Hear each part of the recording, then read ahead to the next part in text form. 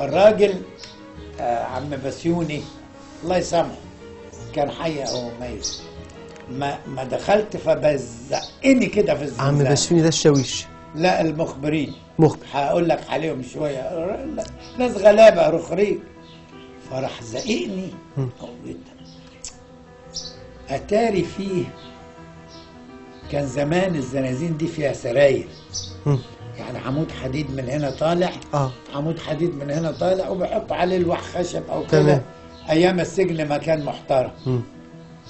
فالتانية اللي من هناك متشالة وفاضلة دي قاعدة. فلما زقني بالليل ما فيش نور في الزنزانة، اتخبطت في عصبة رجلي هنا. عصبة رجلي، انت عارف ان دي. المهم روحي فركت.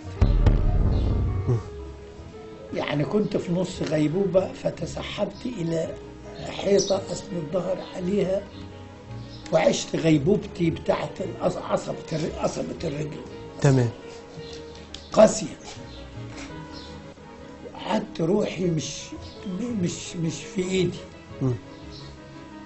لغاية فين الساعة 9 جه راح رامي 3 بطاطين ومشي. وبعدين رحت. احنا كنا اتعلمنا لما بيدوك 3 بطاطين فطوره برضه.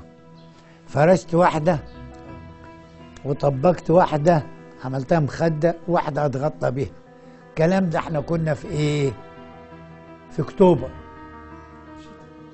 نوفمبر. دخلنا على البرد طبعا، برد وبرد. احنا في جبل القلعه دي. المهم واتغطيت.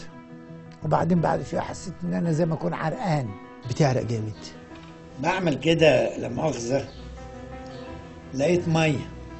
تمام. الصبح اكتشفت ان ده كله دم البق. يا ساتر. البطاطين اللي جايبينها لك جايبين لك بق، وحاطين له زي ايه؟ زي خلية النحل. يعني انت بتاخد العسل والنحل في البتاع الشمع. فالبطاطين دي هي الشمع، والبق ده هو النحل بقى ولا. تمام. حاجة مش ممكن. معمولة من ضمن أجهزة التعذيب، بتاخد أجر.